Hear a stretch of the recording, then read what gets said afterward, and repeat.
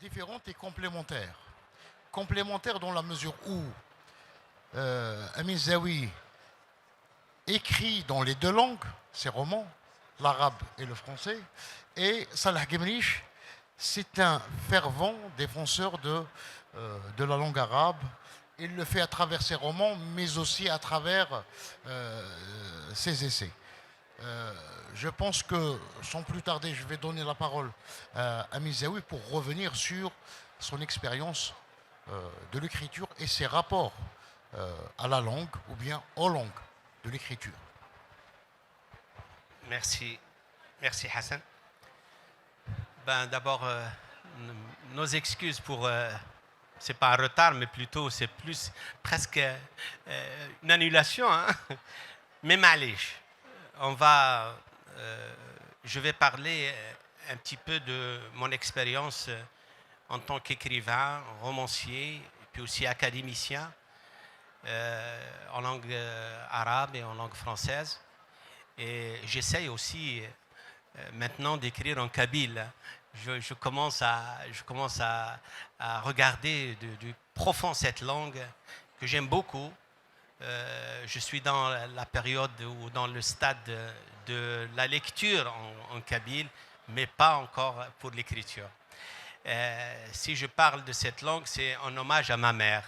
Ma mère est une berbère, est une kabyle de Msirda, de Tlemcen. Et j'ai toujours gardé sa langue, j'ai toujours gardé ses mots, sa musique. Elle était une femme très belle. Elle dansait magnifiquement. Elle chantait aussi dans les j'allais dire, dans les fêtes familiales.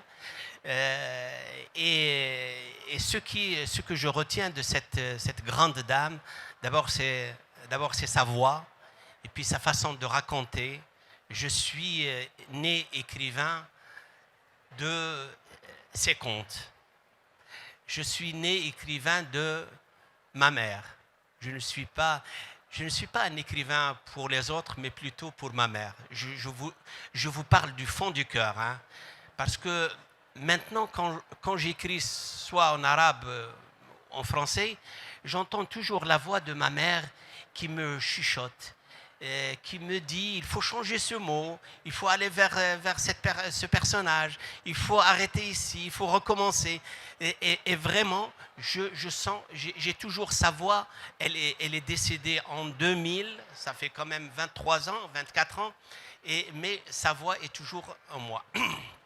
Mais aussi, pour le déclic de l'écriture chez moi, c'est grâce à un grand monsieur. C'était Malik Haddad, Allah yarhamou. J'étais enfant, j'allais dire collégien, au collège polyvalent de Tlemcen. Et j'étais interne, on sortait à l'époque, c'était le samedi et le dimanche, le week-end. On sortait le dimanche et le samedi l'après-midi. Et il y avait une revue qui s'appelait Promesse, Amal. Elle sortait dans les deux langues, en arabe et en français. Et j'achetais souvent cette revue. Et un jour, je tombe sur le nom de Malik Haddad. J'écris un petit texte, comme ça, c'est de n'importe quoi, ni poésie, ni prose, ni rien du tout. J'ai écrit un khatera, comme on dirait en arabe.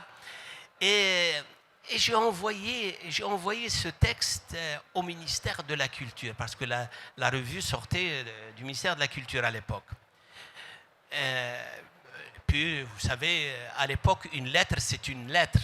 C'est-à-dire, il faut aller à la poste, il faut acheter le timbre, il faut coller le timbre, et attention, le timbre, à ce qu'il est collé, il tombe, etc. Tout ça, c'est psychiquement, c'est très important pour nous. Hein.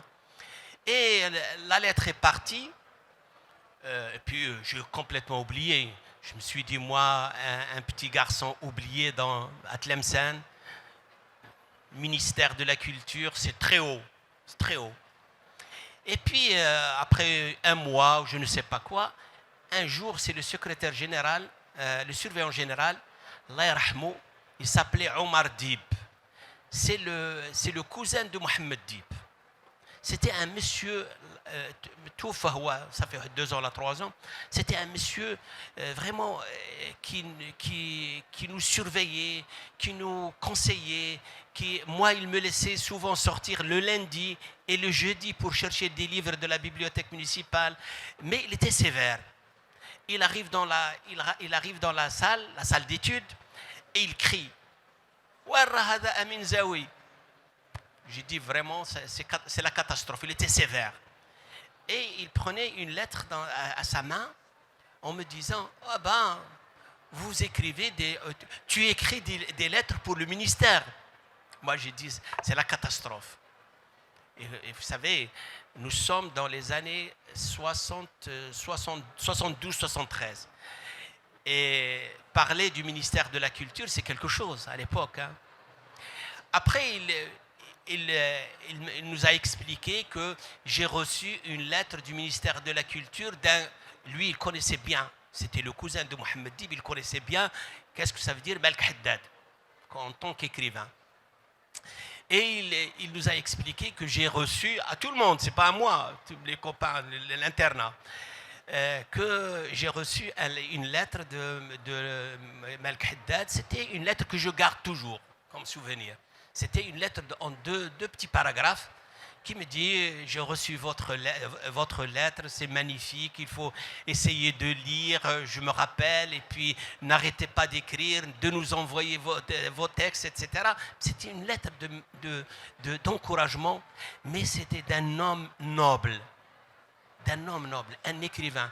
Il faut imaginer un écrivain à l'époque, à la taille de Malk Haddad, qui envoie une lettre à un collégien en première année de collège. Mais c'est énorme. On ne peut pas imaginer cette personnalité, grande personnalité. Et la première chose que j'ai faite, c'est commencer à lire Malk Haddad. Je me suis dit, ce Malk Haddad, je ne le connaissais pas. Ce Malk Haddad, il faut que je le lise. J'ai commencé à lire Malk Haddad.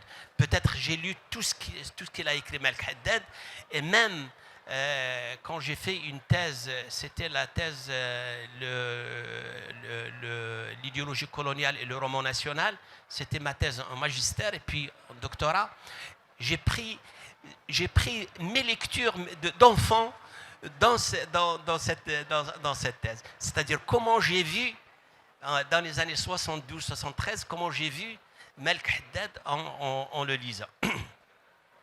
Ces deux personnages, c'est ma mère et Malk Haddad, qui m'ont poussé à écrire, qui m'ont poussé à lire d'abord. Parce que avant d'écrire, l'écriture, c'est la lecture. Il n'y a pas de bon écrivain sans être un bon lecteur. Et la lecture, c'est très important. Je crois à l'époque du lycée, parce que j'ai passé l'internat au lycée et au collège, je crois que j'ai lu, j'ai mangé, j'ai dévoré la bibliothèque municipale de l'époque. Et vous savez, à l'époque, les bibliothèques municipales, c'était vraiment un trésor. Il y avait les séries classiques, il y avait les Balzac, les Victor Hugo, les Martine, Lamartine, tout. Najib Mahfoud en arabe, Tahsin, l'Aqad, tout en arabe et en français. Et je crois vraiment que j'ai dévoré cette bibliothèque. Et c'était vraiment un plaisir de lire. Et voilà, je me suis retrouvé entre les deux langues. Notre génération a été bercée dans les deux langues. Comme c'est Salah, nous lisons, nous écrivons, nous apprenons en langue arabe et en langue française. Et c'était ce bilinguisme qui était notre ouverture. C'est la fenêtre. Je crois qu'une deuxième langue, c'est comme une deuxième vie, ou plus. Vraiment, quand on a une deuxième langue, on peut regarder le monde autrement. Parce que nous, on n'a pas lu dans la langue française uniquement la littérature française, mais aussi on a lu la littérature russe, américaine, japonaise, allemande. C'est tout parce qu'il y avait des belles traductions et des traductions fidèles. Et on a lu tous ces écrivains, les grands écrivains de toutes les civilisations littéraires et culturelles.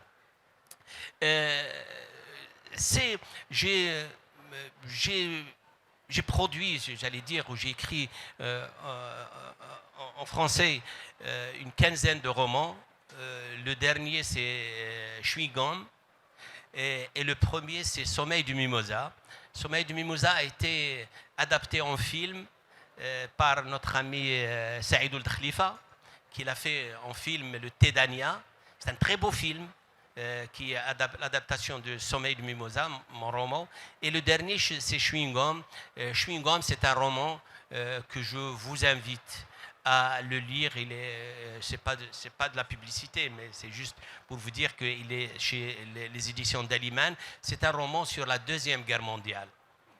Comment les Algériens, à l'époque de 39-45, comment ils voyaient ou écoutaient ou percevaient les informations et sur la Deuxième Guerre mondiale.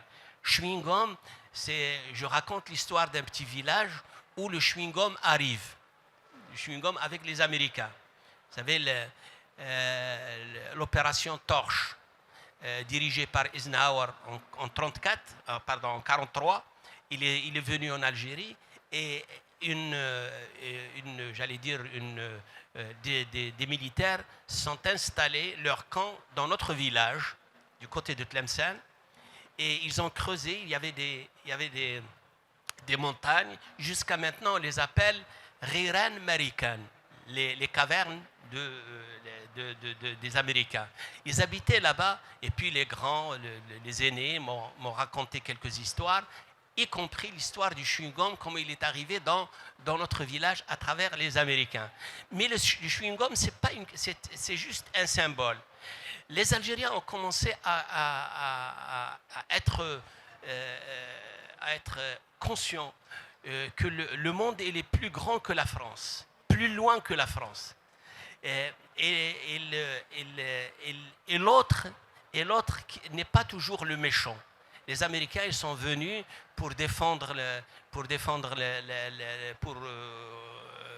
combattre le nazisme. Ils sont venus en Algérie pour la paix, et puis nous on voyait avant l'autre, c'est représenté par le colon, par le français.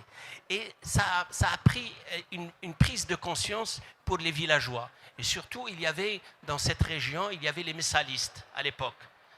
Messali, il est de la région, et puis mon père était messaliste, mon grand-père, etc.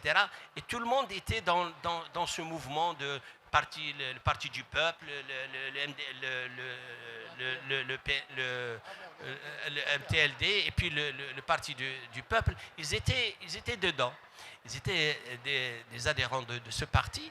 Ils m'ont raconté un petit histoire des Américains, comment ils nous ont ramené d'autres idées. Le roman trace un petit peu l'histoire des Américains en Algérie, mais ceci dit, c'est un roman d'amour. Il y a une jeune fille qui aime Eisenhower, qui tombe amoureuse parce qu'Eisenhower, il fait un tour dans la région, je ne sais pas est-ce que c'est vrai ou c'est pas vrai, mais c'est dans le roman, il a fait un tour dans la région, elle tombe amoureuse et puis il le suivait aux États-Unis, je ne sais pas quoi, etc. etc. Ça, c'est le roman. Mais l'histoire, c'est autre chose. L'histoire, c'est l'Algérie pendant les années 39, 38, 39, jusqu'au 45, jusqu'aux événements de 5 mai 45. Voilà un petit peu le roman. Ça, c'est le dernier. Le dernier en arabe qui est sorti en Égypte, à Dar al-Ain, l'unwan ta'o Manam al-Qayloula, songe de la sieste. Le songe de la sieste, c'est un roman où je raconte l'histoire d'une femme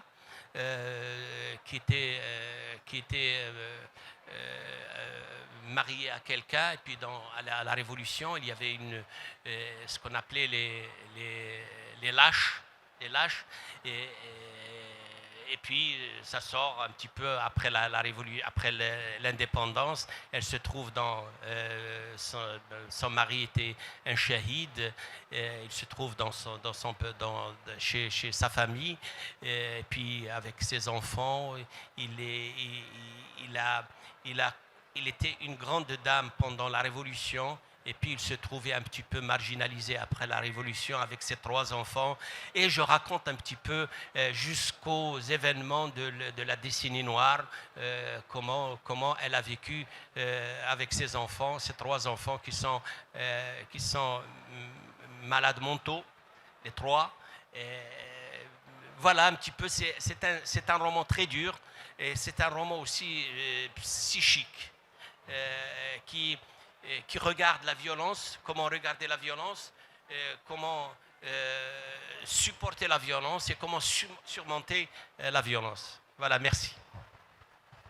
Je vous remercie, Amine, pour cette intervention à la fois riche et surtout sympathique. J'aimerais juste revenir sur votre avant-dernier roman, Chewing-Gum, qui est un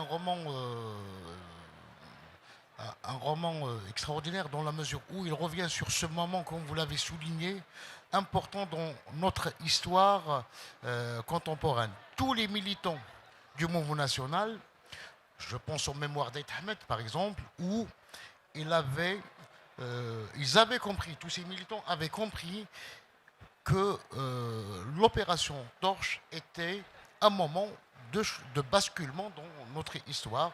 C'est l'éveil des consciences, ils ont pu envisager ce qu'on appelle le manifeste du peuple algérien. C'était le premier manifeste qui a réuni toutes les forces algériennes. C'était le premier pas pour l'unité qui va à l'os après le front de libération nationale. Mais c'est aussi, il a eu un impact sur la culture, sur notre société, à travers notamment l'arrivée de la trompette, Bellomo, qu'on appelle aujourd'hui. On assimile Bellomo, donc la modernisation de Cheikh al-Melhoun, donc à travers, c'est le rail actuel. Il y a, selon Mohamed Dib, que vous avez cité, il parle du jazz. Le jazz en Algérie, notamment à l'ouest algérien, remonte donc à cette époque extraordinaire, donc le débarquement des Alliés en Afrique du Nord. Vous avez donc mis l'accent sur la littérature. Vous envisagez l'écriture comme une célébration d'abord de la mer, et puis comme dialogue avec les grands écrivains, donc avec les autres écrivains. Vous avez évoqué Mohamed Dib, vous avez évoqué Malik Haddad, et vous avez souligné l'importance de la lecture. Comme le disait Proust, tous les écrivains, c'est d'abord des grands lecteurs. Et Jacques London disait, quelqu'un qui n'a rien lu n'a pas le droit à la parole. Donc, ah oui, c'est la lecture qui forme, et Salah Gemelich à travers ses écrits. Et à chaque fois, c'est quelqu'un qui est très très rigoureux quand il s'agit d'écrire. Il envisage même lui donc l'écriture comme une célébration et comme un phénomène de l'affect, parce que la langue travaille celui qui la travaille au fait. C'est une célébration. Salah Gemelich ne célèbre pas spécialement sa maman, mais il célèbre l'essentiel, comme disent les Grecs, et célèbre le logos qui ne cesse de nous parler. À vous, Salah Gemelich. Merci. Mais c'est curieux, je reprends avec Amine cette histoire de Malik Haddad rapidement. Je l'ai croisé du temps de promesse, justement, dans l'ascenseur du ministère de la Culture. On était tous les deux. Or, j'ai appris plus tard qu'il était, comment on dit, quand il ne supporte pas l'enfermé. Rappelez-moi le mot. Il ne supportait pas d'être enfermé. Claustrophobe. Malik Haddad était un peu claustrophobe, et donc il fallait... et là, je lui ai parlé d'un texte que j'avais remis donc, à Promesse, à la revue, et je lui ai parlé d'une difficulté, je ne sais pas. Il m'a dit une chose qui est restée, vous avez des doutes, vous travaillez, vous n'arrivez pas, déchirez, parce que l'essentiel reviendra en vous. Donc ça, c'est un truc qui m'est resté de Malek Haddad, c'était... Et alors, Amin aussi a parlé, je suis désolé, je m'accroche là, parce que les Algériens, c'est comme ça. Enlevez-leur la mer, ils sont foutus, ils sont perdus complètement. N'importe quel Algérien. Alors, ma mère à moi aussi, dites-vous bien que par ma mère, non, je commence par mon père. Donc, mon père, un jour, je travaillais à Janet, j'étais en train de lire des tas de trucs et tout. J'ai vécu à Janet. Hein, et j'étais en train de lire les manuscrits de 44, de Karl Marx. Puis je tombe sur une phrase, je marque, je l'ai toujours, hein, ça fait plus de 60 ans, je l'ai toujours le livre, en marge, j'ai marqué ce que disait Marx, CF. Mon père. Attendez, vous ramenez Marx à votre père, ancien berger et tout, qu'est-ce qui se passe? Mais tout simplement parce que mon père, également, les vieux connaissent, également, il avait une formule sur l'argent, excusez-moi, qu'il appelait deuxième bon Dieu, l'argent. Or, là où j'ai marqué sur Marx, Marx étudie l'argent comme divinité. Donc, c'est là que j'ai dit CF conféré mon père. Ma mère, figurez-vous, et je passerai après à autre chose, ma mère, c'est en parlant de ma mère à Paris que j'ai fait la connaissance de Simone de Beauvoir. Bon, j'étais en Italie en stage à la RAI, à la télé, et mai 68, ça a continué en Italie en 69. Et la télévision, il y avait peu de formation pour autre. J'ai fait une semaine à Paris, et je tombe par hasard, c'était un ami agent artistique qui a après découvert tous les Dibango, Manu Dibango et tout, et qui a fini agent du chanteur Dave, donc voilà. Et cet agent avait un problème pour trouver une galerie à Hélène de Beauvoir, la sœur de Simone de Beauvoir, qui était peintre, et elle avait une exposition monumentale le joli mois de mai. C'était sur mai 68. Figurez-vous, quelqu'un, il y a quelques jours, m'a dit, mais il faut écrire ça, parce que les Français ne connaissent pas. Les galeries parisiennes ont toutes refusé l'exposition de Hélène de Beauvoir. Et cet ami, donc Franck, a trouvé au Moulin Rouge, donc le jardin d'hiver et tout. Et donc moi je suis tombé par hasard au vernissage, le soir du vernissage, Sartre, Simone de Beauvoir, et j'étais comme un gamin, certainement pas impressionné.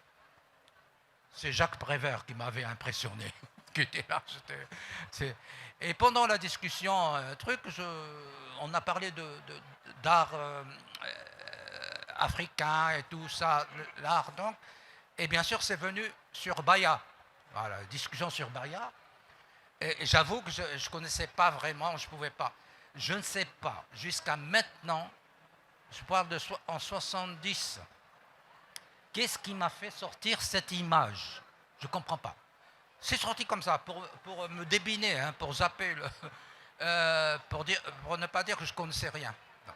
Je dis, écoutez, moi, je vous prenais une balance de plateau, vous mettez à gauche, sur le plateau de gauche, ce que j'ai appris de ma mère, analphabète et qui a été bergère, et à droite, le deuxième sexe, et les deux plateaux seront à égalité, ce que m'a appris Simone de Beauvoir.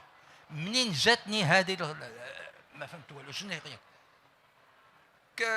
Quelques minutes après, j'ai appris après, Simone de Beauvoir était derrière moi, elle a entendu ça. Et elle est allée voir l'ami commun, là, Franck, il dit, qui c'est le jeune homme en costume jean et tout, et il lui dit, mais c'est l'ami algérien dont je vous ai donné les poèmes. J'avais un cahier d'écolier, quoi. Voilà. Je conclus cette histoire. Je rentre à Alger en plein panafricain. Hein, c'était vraiment. Et en 70, 71 plutôt, je vais vers la cinémathèque comme toujours, et quelqu'un me tape dans le dos, c'était Daniel Boukman. Alors on se tape les dents modernes, il me dit, je ne savais pas moi. Effectivement, Simone de Beauvoir et Sartre avaient publié 14 pages de mes poèmes de jeunesse dans les temps modernes. Voilà. Donc voilà comment j'ai connu Simone de Beauvoir, et après je suis resté en contact avec sa sœur en parlant de ma mère.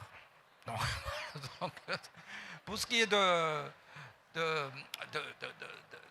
vous avez parlé de mes essais et tout, c'est un truc inouï, ça aussi.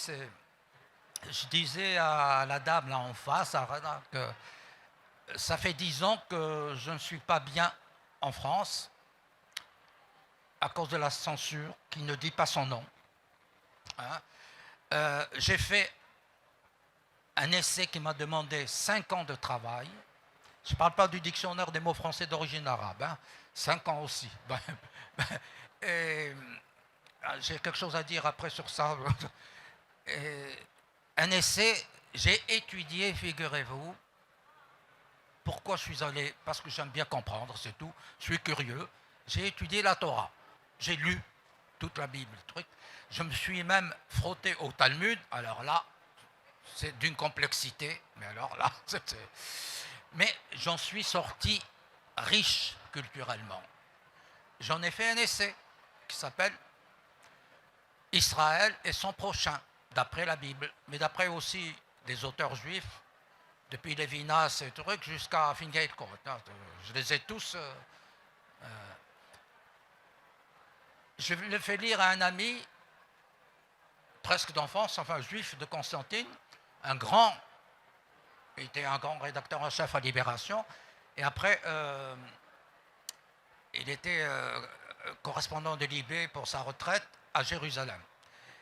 Et c'est le plus grand traducteur des plus grands auteurs israéliens de l'hébreu au français. Donc cet ami s'appelle Jean-Luc Allouche. Il est de Constantine d'origine. Donc quand j'ai fini mon travail sur Israël, sur la Bible et tout, je me pose toujours la question, qu'est-ce que ça vaut? Je ne suis pas théologue, comme pour le dictionnaire, je me suis dit, je ne suis pas linguiste, qu'est-ce que ça vaut? Donc, le dictionnaire, je l'ai fait lire à Henriette Walter, la linguiste, et l'essai sur Israël, je l'ai fait lire à Jean-Luc Allouche, qui est hébraïsant. Et donc lui, j'avais le trac. Et il me dit, bon, il m'a corrigé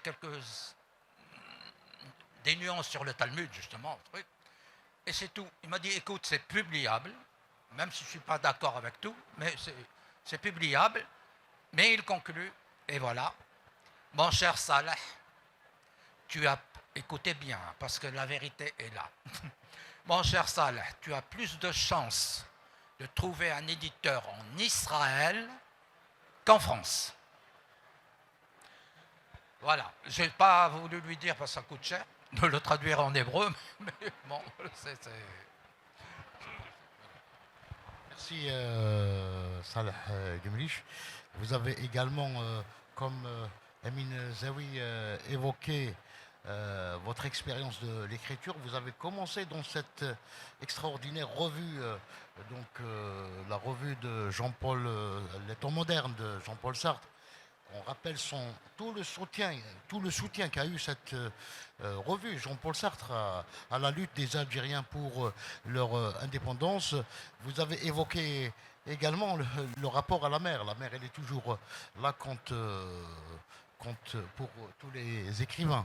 Mais aussi votre expérience d'essayiste et le travail de philologue que vous... oui. Ouais. Donc, la passion des mots, c'est ça donc, oui. Précision. Tenez-vous bien, hein, ce que vous allez entendre. Je suis incapable d'écrire en arabe classique 5 lignes correctes. Ok? Pourtant, parce que les gens se sont posé la question, j'ai fait le dictionnaire des mots français d'origine arabe. Hein, 3 éditions, s'il vous plaît, dans 2 poches. Et voilà que je cherche un éditeur pour un essai qui ferait à peu près 160 pages, Mon voyage à travers la langue arabe. Écoutez, c'est une langue d'une... Passons sur la richesse. Mais moi, j'ai découvert la structure de cette langue. C'est fabuleux. C'est quelque chose... Avec l'ami juif, justement, il me dit l'hébreu, c'est pareil. Hein, vous savez, la structure de permutation, vous pouvez tirer des mots comme ça. Cet essai, je cherche toujours, même ici, hein, un éditeur, c'est sur la langue arabe. Voilà. Encore une fois, merci Salah Gemlich. On doit libérer la salle, on s'excuse. Hein. Donc, on doit libérer également les... Parce qu'on a commencé en retard. Oui. D'accord. Voilà. Je tiens à remercier donc l'écrivain Amin Zawi pour d'avoir relaté son expérience d'écriture et son projet scriptural. Je tiens également à remercier Salah Gemlich d'avoir évoqué son rapport à l'écriture, mais ses péripéties avec le monde éditorial de l'Hexagone. Merci.